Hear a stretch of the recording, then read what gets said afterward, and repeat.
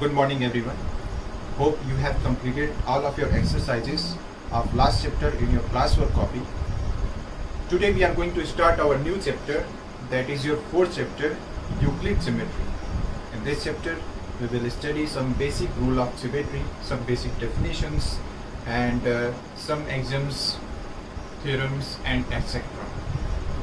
This chapter included less exercises and less questions, so you will focus on my words and you will write down all the definitions I will tell you in your classwork form. Okay, so here we go. Euclid's geometry.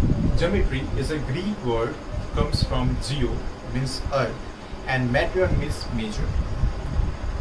The geometry was developed in various ancient civilizations like Egypt, Greece, Babylonia, India, China, etc. For example, when river Nile was overflowed, it wiped out the boundaries of different landowners between their adjoining fields. Understood? The water flow, just water come flooded on their fields and adjoining boundaries are wiped out. So these boundaries are to be redrawn. So for this purpose, Egyptians have developed a number of geometry technique and rule to find out a simple area. Okay, the geometry was developed in various civilizations, as I told you, in whole world, and it was applied in whole world, but it was not in an unsymmetric manner. Firstly, by Egyptians, it was based upon only statements of results. There was no any reason behind it and why it is happening. But in Greece, the Greece mathematicians were developed that if some type of construction work is going on, so what is the reason behind it, how it is going on, they work on it. One of them, mathematician Thales, was there, who has been given his first statement that is well known. You are well aware from circle and its diameter. Straight line passes through its center, divides it into two equal parts. He has been given his first statement, that is circle is bisected by its diameter. That was Thales. He was a Greek mathematician. Further, the Euclid belongs from Egypt, and he told about his book named Elements, and which consisting 13 chapters. Firstly, he collected all the works, all the constructions in his treatise named Element, and Element consisting 13 chapters, each element consisting 13 chapters, and each name was a book. Okay, it's behold a book. So we will study the ancient geometry, how the geometry developed and how the geometry is using nowadays in this chapter. So I think you understand the history of the geometry, how the geometry developed earlier. Okay, now we will start our Euclid geometry, that is introduction. And you know that for geometry we have a plane, a point, a line, because on plane, by use of line, we draw various type of figures to introduce our geometry or our geometrical figures. As you had been seeing the graph paper, suppose you will draw a triangle on a plane, so how it will be? You will use lines, you will use ruler, you will use a plane. So three basic things, surface or plane, point and line, has been given by Euclid, and he was telling that these are undefined terms. Why? Because when you are going to define all of things, they are interconnected to each other. It means if you are defining the surface or a plane, so it will consist the word point and line. See how? Suppose we are going plane. So plane is what? Is a flat surface or a page or a wall where we can draw a point, where we can draw a line. You will say, suppose you are defining point. So how would you define? a flat surface, a plane surface, a sheet of paper, a wall where you can draw a line, where you can where we can make a dot. That is a point. And to define line, you will say that on a flat surface, on a wall, or on a sheet of paper, a number of points make a line. Number of points consisting make a line or draw a line. So these are the undefined terms because they are interconnected to each other. Okay, and there is no definition in basic need of our geometry. So some rules we can say, a few rules of them, that a point is that which has no part. It means a point is that part which have no any dimension. Okay, yeah, we have 2 dimension, 3 dimension, 4 dimensions, many dimensions, but point is a thing where which have no dimension. Line has a dimension, okay, because it have 2 ending points. Okay, so each and every geometrical figure have a dimension. 2-dimensional figure, 3-dimensional figure, you have heard about it. Line, about line you can say line is a breathless length. You can draw a line anywhere. It's not a straight line. We will further discuss about the straight line. But what about line? You'll mark on a plane like this. This is the line. Okay. You can see the ends of a line are points, as I told you, and a straight line is a line which lies even with the position on itself. It is asking about a straight line. A straight line is a straight line you will draw like this. You will draw a straight line like this, and it has 2 endpoints. A line has also 2 endpoints, but it would be in a straight manner.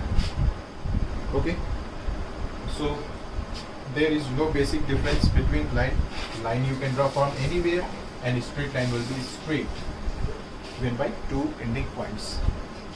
Line has a breathless length.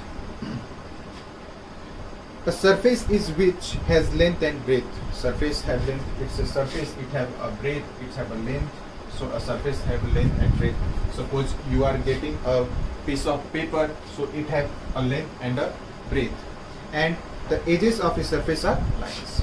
Okay, the edges of a surface are lines. So these are some facts, you can say, not definition. These are some facts has been given in Euclid geometry, in Euclid basic geometry. As I told you, you can note down in your copy, whether if you will not note it, so that will be fine. One more thing, a plane surface is a surface which lies evenly with the straight lines on itself. Okay, straight line, it means many on a plane surface we can draw many lines. Suppose you are drawing a triangle, so there would be 4 straight lines making a rectangle. Okay, a triangle 3, a cube have many edges that are all lines. So this was the basic geometry consisting surface, points and lines. So I think you are understanding here. This chapter will include only the definitions, some concepts and etc. Further, more things about point. So point can be represented by a dot and denoted by any capital letter. If suppose here is a point, so we can say A is a point. It is denoted by any capital letter and represented by dot. If we are saying plane, so plane is the edges of a surface or which consisting lines, various lines, that is a plane. Or surface or line, what is line? So number of points consisting together make a line. Or what is a straight line? So between 2 ending points in a straight line we are taking a number of points, that would be a straight line. Okay, a straight line can be extended both sides, and a line can be extended by one side at infinity. Okay, because when you will start from an initial point, it will be drawn from to anywhere. That will be a line. I think you understood about point, surface and line. Euclid assumes certain properties in geometry, which are either universal truth or which are granted without any proof. that are in two types, axioms and postulates. Okay, in which postulates are the universal truth that cannot be changed. Okay, and the axioms are the truth which is granted, the truth or the facts which is granted without any proof. So axioms and postulates will define further. So as we know that according to Euclid, surface or plane, points and lines are undefined terms. Okay. Again further, Euclid developed some basic properties that are not proved, that cannot be proved. Obviously that are universal truths, and that assumptions were have two types, axioms and postulates. Axioms, he used to say that the basic fact which are taken for granted without proof called axiom. A basic fact, a statement which cannot be proved without any proof. We are giving a statement, you can't change it, that is a universal truth. That was axiom. And an assumption which were specific to geometry, it means it is especially come from geometry only, you can't work on it or you can't take as it a construction part. So that was the postulate. Okay, so that two are were universal truths accepted by is it mathematician Euclid in geometry, and that cannot be proved. So these are two basic definitions you must learn, and I will tell you about some axioms and postulates given by Euclid. So as I told you, Euclid has been given some axioms, and that are seven axioms. Students, if I would ask you, or if anyone asks from you that what is the fourth axiom of Euclid, then you have to tell only the fourth axiom of Euclid. It means that are in a series. It means first one is the first one. You will not learn it by randomly. You can't tell it randomly. So you have to understand each and every axiom clearly, because there is very important use in your whole mathematics, wherever you will make any equation, wherever you will give any statement, wherever you will use any theorem. So understand it clearly.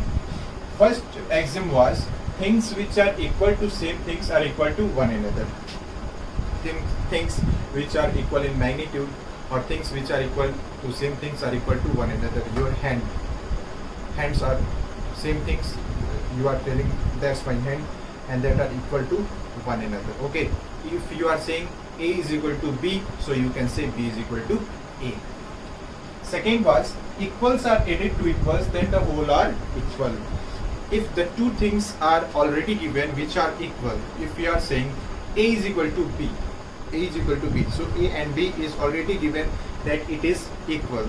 So suppose you will see A is equal to B, you are adding C both sides, so the result will also be equal. It should be also used in any theorem or any equation.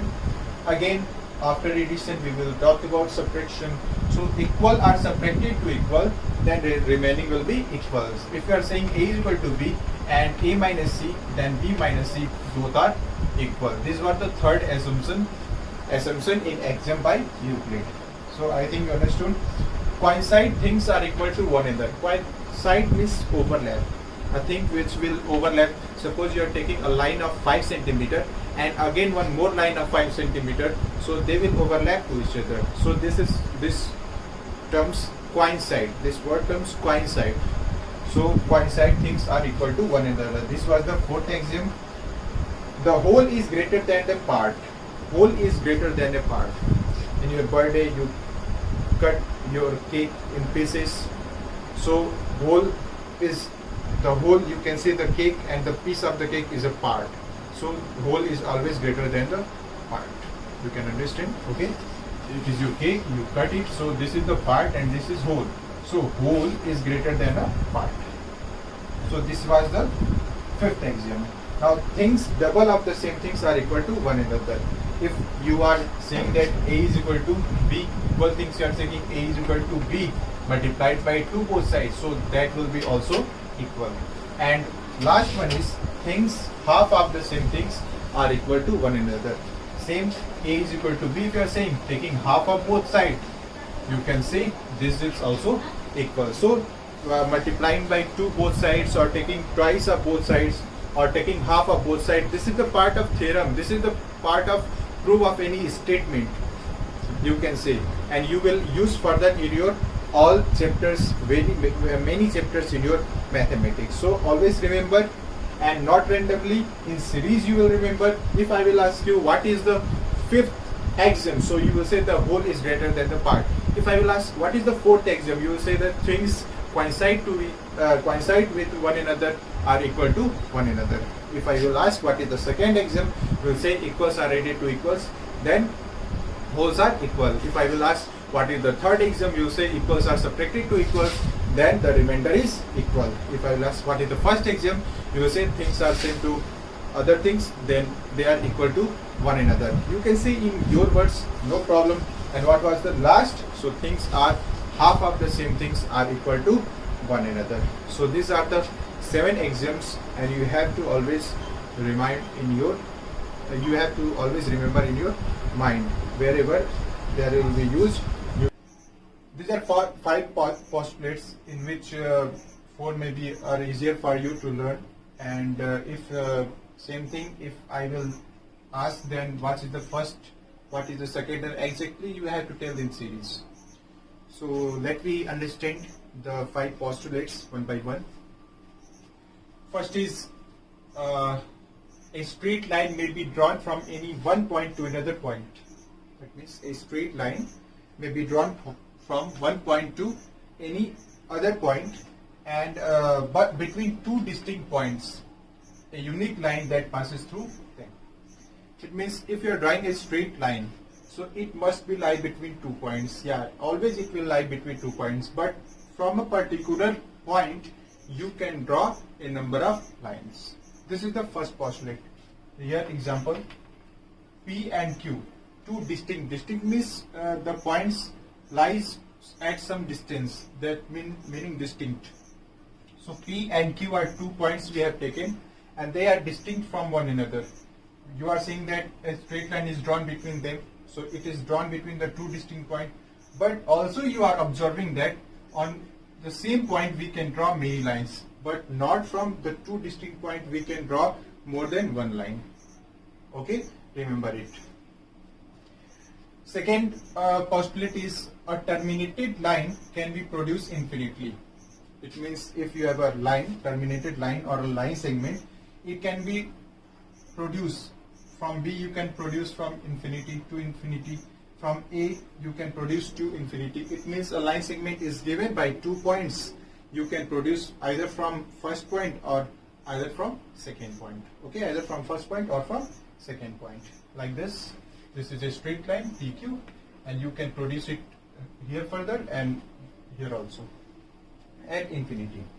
Now the third axiom is circle can be drawn from any center with any radius. From any center you can draw a circle of any radius, or for any radius you can take a point and name it center of a circle. Okay, so circle can be drawn from any point of any radius. I think you understood. Now next, all right angles are equal to one another. All right angle, you know, that angle which measures 90 degree.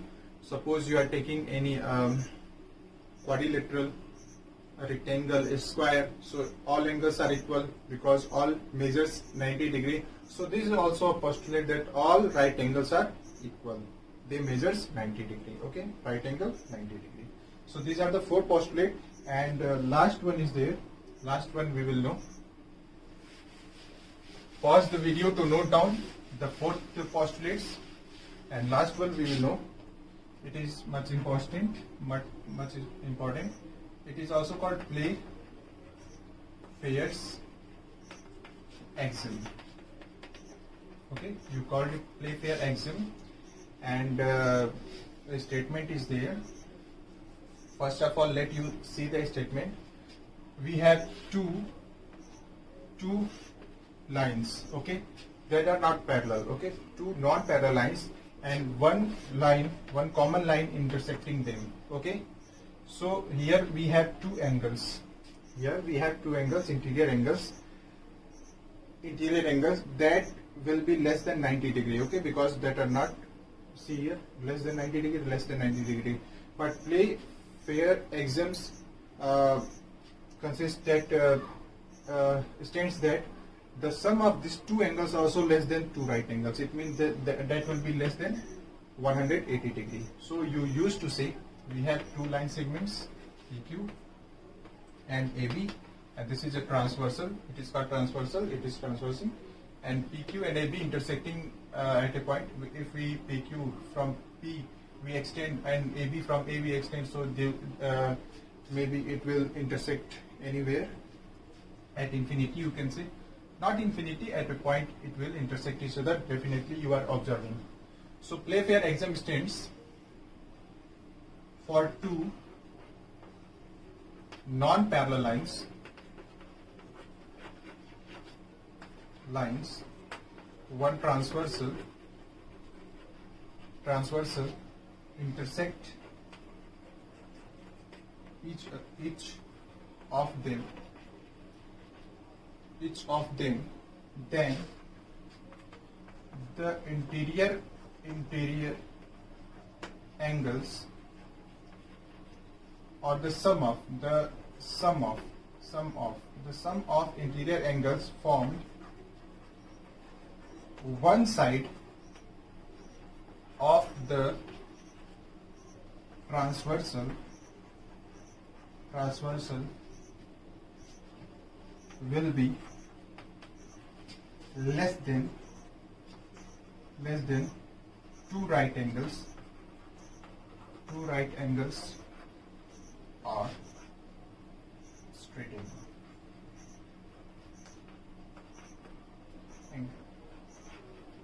That is, if 1, 2, angle 1 and angle 2, sum of angle 1 and 2 less than 180. This is the Playfair axiom you have to learn.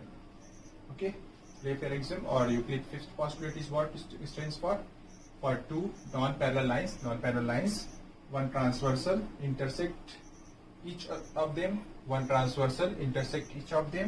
and the sum of the interior angles formed one side of the transversal will be less than two right angles. Two right angles is what? 90 plus 90, 180. So it will be less than two right angles. It means 1 plus 2 will be less than 180 degree.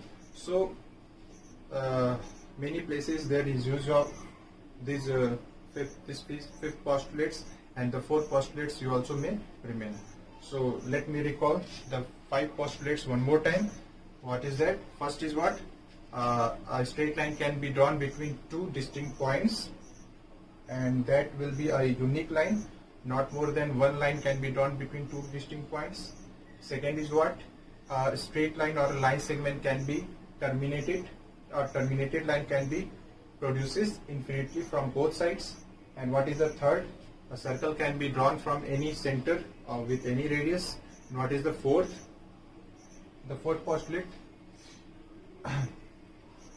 What is the fourth postulate?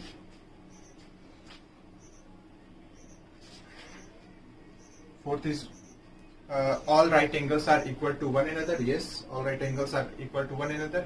And fifth is a Playfair axiom. This will say that if two non-parallel lines are there, one transversal intersect them, each of them, then the sum of the angles formed one side of the transversal, interior angles formed one side of the transversal will be less than two right angles, or less than a straight angle, or less than 180 degree. So pause the video to note down these 5 postulates. Okay, so note down all the definitions as I told you in the previous video, and this also in your classwork copy. Thank you.